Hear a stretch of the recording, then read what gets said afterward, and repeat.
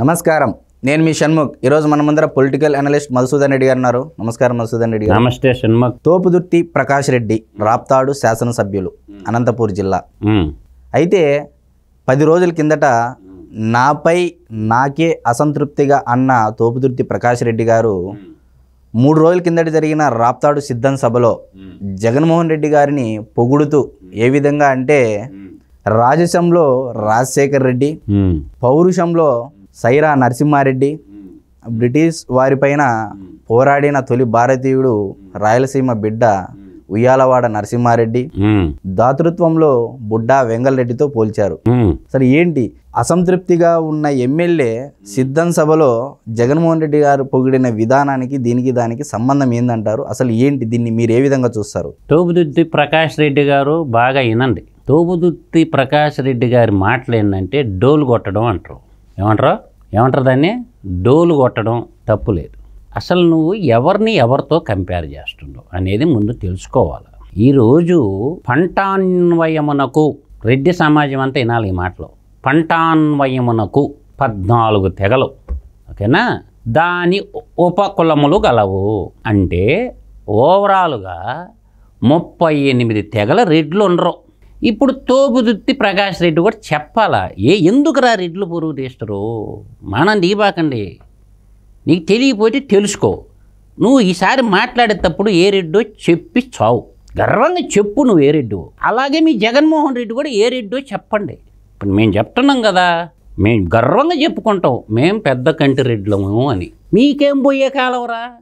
చెప్పండి. మొటాటి రెడ్లా, ఎల్నాటి రెడ్లా, పంట రెడ్లా, పాకనాటు రెడ్లా, నేరడి అయోధ్య రెడ్లా, భూమంచి రెడ్లా, లేకపోతే పాకనాటి రెడ్లా?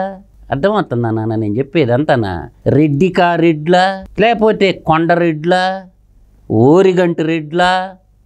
ఇలా చెప్పండిరా నాన్న. ఎందుకు రెడ్లు పొరుగు తీవాకండ్రా తండ్రి? మీరు ఎవరో చెప్పండి. గర్వంగా మేము చెప్పుకుంటున్నాం కదా మేము పెద్ద కంటి రెడ్లమి.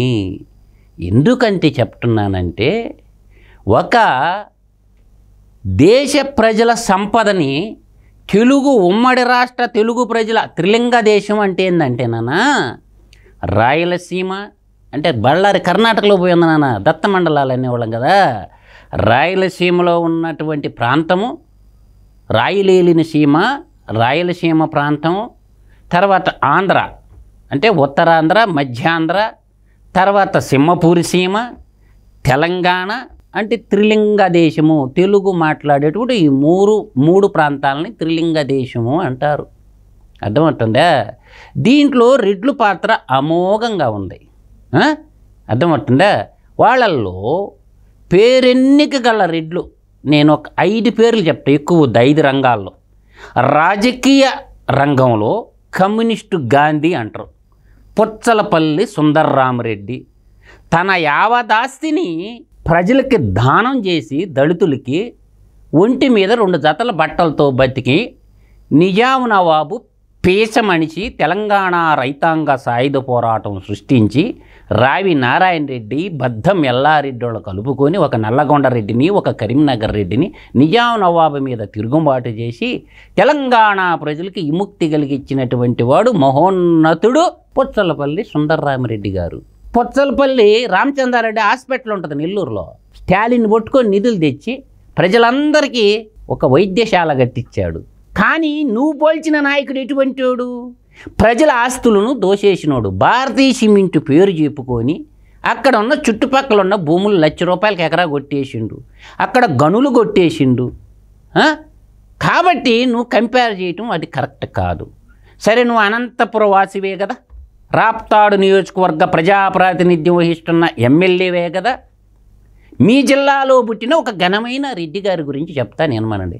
తరిమెల నాగిరెడ్డి గారు. ఆయన సిపిఐ ఎంఎల్ పార్టీయే కదా, మహానుభావుడు కదా, అన్ని కులాల సమదృష్టితో చూసినటువంటి మహోన్నతుడు కదా. తరిమెళ్ళ నాగిరెడ్డి గారి యొక్క గొప్పతనం గురించి నువ్వు చెప్పుంటే, అరే తోపుదుర్తి ప్రకాష్ రెడ్డి తోపంటోడ్రా అనేవాళ్ళు. తరిమెళ్ళ నాగిరెడ్డి గురించి చెప్పుకోవచ్చుగా నువ్వు. తాకట్లో భారతదేశం అనే ఒక పుస్తకం రాసిండ్రా నాయన, మీ అనంతపురం జిల్లా భాషను. ఆయన గురించి తెలుసుకో తోపుదుర్తి ప్రకాష్ రెడ్డి గారు. అర్థమైపోయిందా నాన్న? 2 ఒక అనంతపురం జిల్లా, ఒక సింహపూర్ సీమ గురించి చెప్పా. ఇంకొక రాయలసీమలో పుట్టిన విద్యా ప్రదాత గురించి చెప్తా వినండి. సిఎస్ రెడ్డి. అర్థమైందా? ఆయన ఏంది సర్ సిఆర్ రెడ్డి అంటారు ఆయన్ని. ఆయన విద్యా ప్రదాత. ఆయన గురించి ఏమన్నా ఈయన చెప్పాడా? ఈయన కంపేర్ చేసిండు ఊరితోటి ఉయ్యాలవాడ నరసింహారెడ్డి. అసలు ఉయ్యాలవాడ నరసింహారెడ్డి చరిత్ర నీకేమన్నా తెలుసా తోపుదుర్తి ప్రకాష్ రెడ్డి? ఉయ్యాలవాడ నరసింహారెడ్డి బ్రిటిషు పాలకులకి తరిమి కొట్టి తన శిరస్సుని భారతదేశ ప్రజల కోసం, స్వతంత్ర ఉద్యమం కోసం, రాయలసీమ విముక్తి కోసం, స్వతంత్రం కోసం పోరాడిన ఒక సమర యోధుడు రా ఉయ్యాలవాడ నరసింహారెడ్డి. మీ ఓడి పరిస్థితి ఏందో చెప్పనా? 11 సిబిఐ కేసులు, 8 ఈడీ కేసులతో A1 ముద్దాయిగా ఉన్నటువంటి వాడు మీ ఓడు. ఎట్ట కంపేర్ చేస్తావు తోపుతుర్తి ప్రకాష్ రెడ్డి? నీకు ఇదేమన్నా ధర్మమా? ఈరోజు కర్నూలు జిల్లాలో పుట్టినటువంటి మహోన్నతుడు, రైతు బాంధవుడు మా పెద్దకంటి రెడ్డి గారు, ఎవరా ఎస్పీవై రెడ్డి గారు, పైపిల్ రెడ్డి అంటారు. ఆ రోజుల్లోనే ఎంటెక్ చదువుకొని రాయలసీమలో గ్రామీణ ప్రాంతంలో పరిశ్రమలు నెలకొల్పాలని చెప్పి మారుమూల ప్రాంతంలో నంది పైపులు కంపెనీ పెట్టి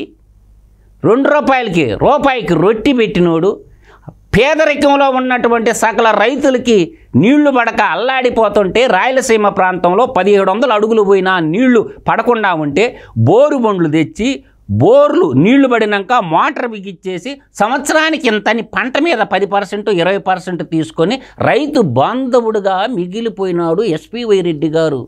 ఎస్పీవై రెడ్డి అంటే ఏంటో తెలుసునానా? ఎస్ అంటే సన్నపు రెడ్డి, పి అంటే పెద వెంకట వెరుకుల రెడ్డి పూర్తి పేరు. ఆయన గురించి చెప్పరా బాబు. రైతులకు సాయం చేసినోడు. ఏం చేసినాడు రా నాయనా మీ ఓడు? ఈ 5 ఏళ్ళు పరిపాలనలో ఒక్క కంపెనీ అన్న తెచ్చాడా? నీ అనంతపురం జిల్లాలో స్థాపించి 1000 మందికి ఉద్యోగాలు కల్పించినాడా? 1000 మందికి.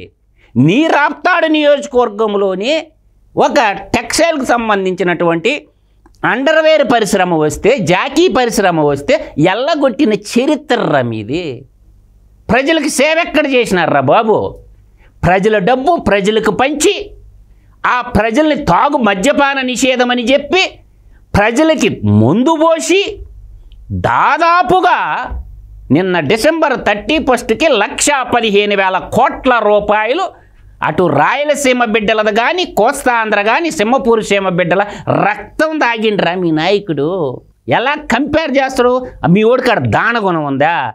మీ ఆస్తుల్లో ఏమన్నా భారతీయ సిమెంట్ ఫ్యాక్టరీలోని, పులివెందల పాలిమర్స్లో కానీ, కార్మల్ ఏషియా హోల్డింగ్స్లో కానీ, సాక్షి టీవీలో కానీ, సాక్షి పేపర్లో కానీ ఆదాయాలు తీసేమన్నా ప్రజలకు పంచిండా? ఇంకా ప్రజలు సంఘటిత నిధికి కట్టినటువంటి డబ్బులు మొత్తము దోచుకున్నాడు కదా. మీడియాని అడ్డం పెట్టుకొని, సలహాదారులను అడ్డం పెట్టుకొని, ప్రభుత్వంలో జీతాలు పనిచేసేదేమో సాక్షి పేపర్కి, సాక్షి టీవీకి. ఏమన్నా ధర్మమా తోపుదుర్తి ప్రకాష్ రెడ్డి గారు నీకు ఈ మాటలు మాట్లాడటం? నీ సొంత జిల్లాలోనే కనీసం ఒక్క పరిశ్రమ, ఒక సాఫ్ట్వేర్ కంపెనీ కానీ, ఒక ఇండస్ట్రియల్గా సంబంధించిన ఏదన్నా తెచ్చాడా? దేనికయ్యా నువ్వు మాట్లాడేది? మీరు ఎప్పుడన్నా మాట్లాడదలుచుకుంటా ఏ రెడ్లో చెప్పండి రా బాబు. మీరు నెరవాటి రెడ్లా, పెద్దకంటి రెడ్లా, మొటాటి రెడ్లా, ఎల్నాటి రెడ్లా, పాకనాడు రెడ్లా, పంట రెడ్లా, నేరడు అయోధ్య రెడ్లా, ఓరుగొంట రెడ్లా, భూమంచి రెడ్లా, కొండరెడ్లా, రెడ్డికాల, కుంటిమల్లారెడ్డి వారసులైనటువంటి భిక్షగుంట రెడ్లా? ఏ రెడ్డి చెప్పి సావండి. మరైతే ఈ రెడ్డి కులం ఏదైతే ఉందో ఈ రెడ్లతో పోల్చడం వల్ల, జగన్మోహన్ రెడ్డి గారిని పొగడం వల్ల రెడ్లకు అది అవమానకరంగా అని మీరు భావిస్తున్నారు? ఖచ్చితంగా మాకు పరిపూర్ణమైన మాకు అవమానం. చిన్న చితక అవమానం కాదు. మా వాళ్ళు రెడ్డి అనేది కులం కానే కాదు, ఒక టైటిల్ బాబు నాయన. టైటిల్ అదే. రెడ్డి అనేది టైటిల్. కర్ణాటకలో ఎంతమంది లింగాయత్తులు కూడా రెడ్లే. ఇప్పుడు ఏడుండడు. రెడ్డి అంటే మొట్టమొదటి రెడ్డి మా మొటాటి రెడ్డి రేవంత్ రెడ్డి. రెడ్డి అంటే రేవంత్ రెడ్డి. వాడు రెడ్డి అంటే మొటాటి రెడ్డి. ఏ రెడ్డో చెప్పుకోలేని మీరు రెడ్లు ఎట్ట అవుతారా? చెప్పండి రా ధైర్యంగా ముందుకు వచ్చి ఏ రెడ్డో మీరు. అదేవిధంగా తోపుదుర్తి ప్రకాష్ రెడ్డి గారు మాట్లాడుతూ గత 21 సంవత్సరాల కాలంలో తెలుగుదేశం పార్టీ పరిపాలన కాలంలో రాయలసీమలో ఆత్మహత్యలు, రైతుల ఆత్మహత్యలు, కరువును ఈ ప్రాంతవాసులు చూశారని చెప్పేసి అంటున్నారు. మరి తెలుగుదేశం పార్టీ హయాంలో ఎటువంటి అభివృద్ధి జరగలేదా రాయలసీమ ప్రాంతంలో? రాయలసీమ ప్రాంతంలో తెలుగుదేశం ప్రభుత్వ హయాంలో ధర్మంగా ఉంటే నీ అనంతపురం జిల్లాలో multinational company, automobile company, Kia పరిశ్రమల కార్ల పార్కే సాక్ష్యంగా నీ ముందు కళ్ళ ముందు నిలుస్తూ ఉంది కదా. పాల సముద్రం కడ కళ్ళ ముందుంది కదా. ఎంతమంది నీ అనంతపురం బిడ్డలు పోయి పనిచేసుకుంటున్నారు. ఎల్ఎన్టీ పరిశ్రమ ఒకటి ఉంది కదా, సిమెంట్ కంపెనీ. రాయలసీమలో ఉండేటటువంటి సిమెంట్ ఫ్యాక్టరీలు ఇవన్నీ ఉండేవి కదా. కరువు ఎందుకు వస్తుంది రాయలసీమకి? దేనికి వస్తుంది కరువు రాయలసీమకి? రాయలసీమ భౌగోళిక స్వరూపం ప్రకారం భూములు ఉండేది 30%, కొండలు గుట్టలు ఉండేది 70%. ఆ 30% భూముల్లో మైనారిటీ భూములు ఎన్ని ఉన్నాయి, ఎస్సీల భూములు ఎన్ని ఉన్నాయి, ఎస్టీల భూములు ఎన్ని ఉన్నాయి, బీసీల భూములు ఎన్ని ఉన్నాయి, రెడ్డి కులంలో భూములు ఎన్ని ఉన్నాయి, కమ్మవాళ్ళ భూములు ఎన్ని ఉన్నాయి, వాల్మీకులు ఎన్ని ఉన్నాయి, కురబ కమ్యూనిటీ భూములు ఎన్ని ఉన్నాయి. ఒకసారి శ్వేతపత్రం బయటికి తీయండి, తేలిపోద్ది కదా. పంటలు పండేటటువంటి భూములు ఉన్నది ఏమో 30%, మిగతా అంతా కొండలు గుట్టలు గనులు. ఆ గనులు మొత్తం కూడా కొట్టేసినటువంటి ఘన చరిత్ర ఎవరిదిరా నాయన? రాయలసీమలో ఉండేటటువంటి గ్రానైట్ కొండలు కానీ, రాయలసీమలో ఉండబడినటువంటి ముగ్గురాయి సున్నపరాయి గనులు కానీ, నాపరాయి గనులు కానీ, ఇవన్నీ ఎవరి కబంధ హస్తాల్లో ఉండయి. 14 కులాలు ఉన్న మైనారిటీ వాళ్ళకి ఎన్ని గనులు ఉన్నాయి? తర్వాత బీసీ కులాల్లో ఉన్నటువంటి వాల్మీక కురబ కమ్యూనిటీలో ఎన్ని గనులు ఉన్నాయి? గనులు అన్నీ ప్రజలందరి సంపద, భారతదేశ జాతి సంపద అయినటువంటి భారతీయుల సంపద, తెలుగు ప్రజల సంపద, గనులు మొత్తము మీ చేతుల్లోనే కదా ఉండేది. మరైతే జగన్మోహన్ రెడ్డి గారు పదే పదే చెప్తా ఉంటారు మీ బిడ్డ మీ బిడ్డ.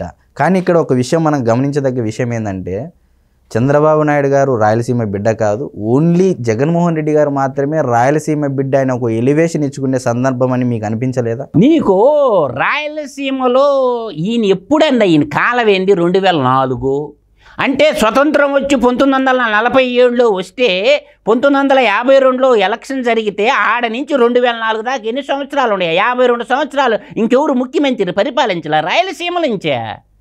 ఎవరండి? నీలం సంజీవ్ రెడ్డి. నీలం సంజీవ్ రెడ్డి గురించి చెప్పడానికి నోరులు రావా? పోనీ చిత్తూరు జిల్లాలో పుట్టినటువంటి కిరణ్ కుమార్ రెడ్డి పేరు నోటికి రాదా? చిత్తూరు జిల్లాలో పుట్టినటువంటి చంద్రబాబు నాయుడు చిత్తూరు జిల్లా రాయలసీమ వాసి కదా. పెద్ద ఆయన రూపాయి కరప్షన్ లేనోడు కోట్ల విజయభాస్కర్ రెడ్డి కంటే మగోడా మీ ఓడేమన్నా? ఇంకెవరు పని చేయలే రాయలసీమ నుంచా? రాయలసీమ 2 మంత్రులుగా పనిచేసిన వాళ్ళు ఎవరు లేరా? మైసూరారెడ్డి ఎంత నీతిగా బతికిండు? మైసూరారెడ్డి పని చేయలే మినిస్టర్గా. కిరణ్ కుమార్ రెడ్డి వాళ్ళ నాన్నగారు మినిస్టర్గా పనిచేయలే నీతిగా. అంటే రాయలసీమలో ఇంకెవరు పని చేయలే మంత్రులుగా? అంటే వీళ్ళ కుటుంబం ఏదో రాయలసీమకి ఏదో పీకి కట్టలు కట్టినట్టు. ఇంకా వీళ్ళు రాయలసీమకి వీళ్ళు చేయకపోగా బ్రహ్మణి స్టీల్స్ అని చెప్పి ఏమైందిరా బాయ్? బ్రహ్మణి స్టీల్స్ కడపలో పెట్టింది. బ్రహ్మణి స్టీల్స్ ఎటు పోయిందిరా బాబు? గాలి జనార్దన్ రెడ్డి కంపెనీ గాలికి కొట్టుకొని పోయిందా? కిరణ్ కుమార్ రెడ్డి వచ్చి ఆ భూములు రద్దు చేయబట్టి బతికింది కదా. బ్రహ్మణి స్టీల్ అని శిలాపలకం కొబ్బరికాయ కొట్టారు కదా, ఏమైపోయింది? ఇవాళ హంద్రీనివా ప్రాజెక్టు కానీ, తెలుగు గంగ కాలువ కానీ, తెలుగు గంగకు పురుడు పోసింది ఎవర్రా బాబు? స్వర్గీయ నందమూరి తారక రామారావు, ఎన్టీ రామారావు గారు. తెలుగు గంగ మనకు డబ్బులు లేకపోతే మద్రాసు వాళ్ళు ఇచ్చిర్రా బాబు తెలుగు గంగ కాలువ. ఆ తెలుగు గంగకు డబ్బులు ఎక్కడి దాకా? పూండి రిజర్వాయర్ దాకా పోతాయి. శ్రీశైలం నుంచి పూండి రిజర్వాయర్ దాకా. వాళ్ళు భూగర్భంలో మేము పైపులు వేసుకుని కుదరదబ్బాయి, గ్రావిటీ ద్వారా పోవాలి నీళ్ళు అని చెప్పి కృష్ణానదిలో వాటా లేకపోయినా రాయలసీమకి నీళ్లు తెచ్చినటువంటి మహానుభావులు ఉన్నారా నాయన. మరైతే ఒరిజినల్ రెడ్లు ఏ పార్టీ వైపు ఉన్నారు, corruption and conversion Reddlu A party వైపు ఉన్నారని మీరు అనుకుంటున్నారు? నేను అనేది ఏంటంటమ్మా, ఈ కన్వర్షన్ కరప్షన్ అనేది భారతదేశం అంతా ఉంది, అర్థం కాల? ఈ దోపిడీ వర్గం ఉంది. కన్వర్షన్ అయిన వాళ్ళంతా క్రిస్టియన్లు. చెప్పుకోండి గర్వంగా మేము క్రిస్టియన్లు అని. అందులో బీసీఈ జాబితాలోకి పోవచ్చు, ఇబ్బంది ఏం లేదు. ఎందుకు? మీరు భారతీయ సంస్కృతిని, ఎడారి మతాన్ని తీసుకొని ఎడారి మతాన్ని ప్రేమించేవాళ్ళు మీరు దేశ ద్రోహుల కింద ఉంచుతారు. ఎడారి మతాన్ని స్వీకరించి ఆ మతాన్ని అడ్డం పెట్టుకొని మీరు దళితుల్ని మోసం చేస్తున్నారు, ఎస్సీ ఎస్టీల్ని మోసం చేస్తున్నారు, మైనారిటీల్ని మోసం చేస్తున్నారు. చివరికేమో తోకలేమో రెడ్డి అని ఉంటుందా, లోపలేమో మనం ఎడారి మతంలో ఉంటామా? ఇది ఎక్కడ రాజనీతి? అంటే ఇది మీ రాజ్యాధికారం కోసము, దళితుల్ని మోసం చేయటం కోసము, ఎస్సీ ఎస్టీ మైనార్టీలు మోసం చేయటం కోసం మీరేమో అది అవుపడినీరా? ఎందుకురా నాన్న మీ మతాన్ని చెప్పుకోలేరు, మీ కులాన్ని చెప్పుకోలేరు? కాబట్టి ఇది సహేతుకంగా లేదు. ఎందుకంటే దేశభక్తులతోటి జగన్మోహన్ రెడ్డిని పోల్చడం తోపుదుర్తి ప్రకాష్ రెడ్డికి ధర్మం కాదని మాత్రం నేను చెప్పగలను. ఎందుకంటే దేశభక్తులంటే ఎవరో అని తెలుసుకోవాలి. దేశభక్తి అంటే ఎవరు? సుభాష్ చంద్రబోస్ దేశభక్తుడు, అల్లూరు సీతారామరాజు దేశభక్తుడు, భగత్ సింగ్, సుఖ్దేవ్ దేశభక్తుడు, తాంతియా తోపే దేశభక్తుడు. వాళ్ళు దేశభక్తులంటే దేశభక్తులు దేశద్రోహులతో ఎట్ట కంపేర్ చేస్తారు? ఇవాళ ఉయ్యాలవాడ నరసింహారెడ్డి దేశభక్తుడు. ఎందుకు? బ్రిటిష్ వాళ్ళకి తల వంచకుండా శిరస్సు ఇచ్చిండు కానీ తల వంచల. మీ వాడు ఏం చేసిండ్రా నాయన? అదే లండన్ పోయి అదే బ్రిటిష్ వాళ్ళ కాడికి పోయి ఆడ చదివించుకుంటున్నాడు నాయన. ఈ లండన్లో అదేదో కొన్నాడంటారా బాబు? మీకు చెప్పిండే లేదా? అడగండి. అదేదో ఒక మన నిత్యానంద ఉన్నాడు కదా, ఒకడు తమిళనాడు వాడు, ఎవరో గురువు ఉన్నాడు కదా నాన్న, వాడు ఒక ఐలాండ్ కొనుక్కొని ఆ దేశమే సృష్టించిండు, ఒక దేశాన్ని వాడు.